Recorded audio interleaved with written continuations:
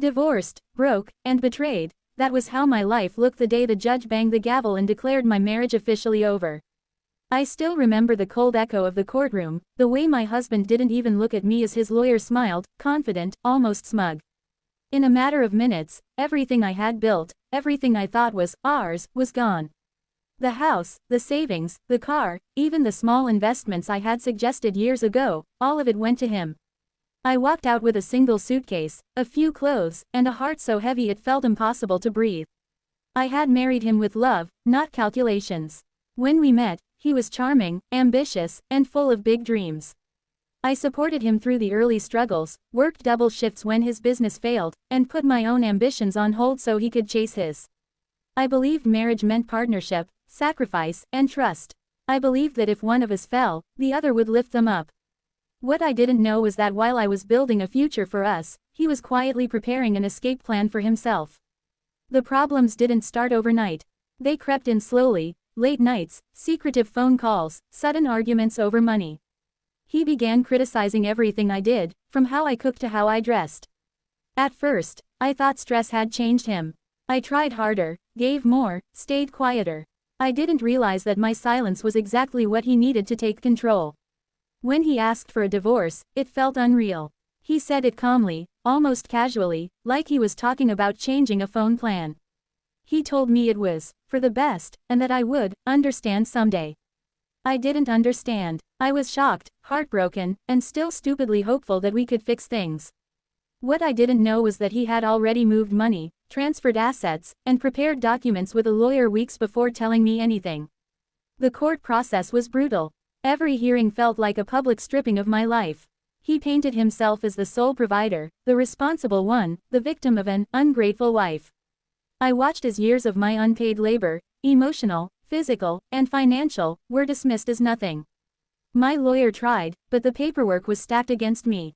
In the end, the verdict was clear: he walked away with almost everything. The day I left the house for the last time, I stood at the door and looked back at the walls I had painted, the curtains I had chosen, the kitchen where I had cooked thousands of meals. It felt like leaving a part of myself behind.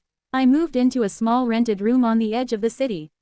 The mattress was thin, the walls were bare, and at night the silence was deafening. I cried myself to sleep more times than I can count. Being broke after divorce isn't just about money. It's about dignity. I counted every coin, skipped meals, and avoided friends because I couldn't afford even a cup of coffee. People who once admired my perfect marriage now whispered or avoided me. Some blamed me openly, others silently. I learned very quickly how lonely betrayal can be. But something strange happens when you hit absolute rock bottom. There is nowhere left to fall. One morning, as I stared at my reflection, tired eyes, messy hair, a face I barely recognized, I felt a quiet anger replace my sadness. Not rage, not revenge, but a firm decision: I would not let this be the end of my story. I started small. I took a job I never imagined doing, one that paid just enough to survive. I swallowed my pride and worked harder than ever before. At night, I taught myself new skills using free resources, watching videos, reading articles, learning anything that could help me earn more. I stopped asking why this happened to me and started asking what I could do next.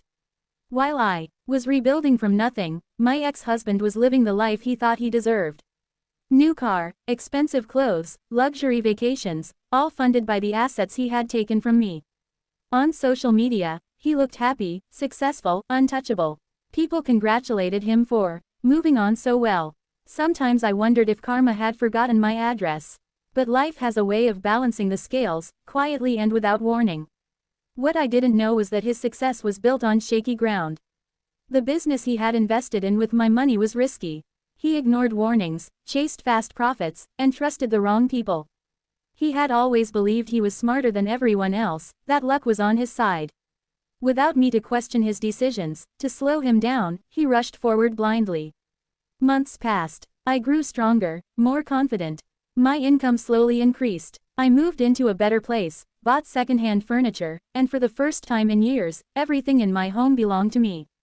I laughed again, not because life was easy, but because I was proud of myself. Then the first crack appeared in his perfect image. A mutual friend mentioned casually that his business wasn't doing well. At first, I didn't care. Or at least, I told myself I didn't. But news kept coming, deals falling apart, partners backing out, legal notices. The same man who once controlled everything was suddenly scrambling. I never celebrated his struggles.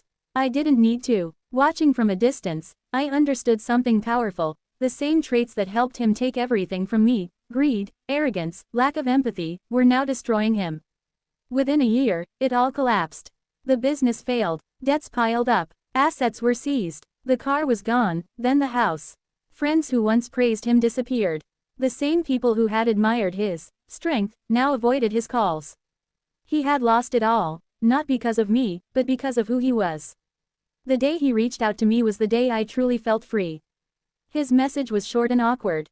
He said he was sorry. He said he had made mistakes. He said life had been unfair to him.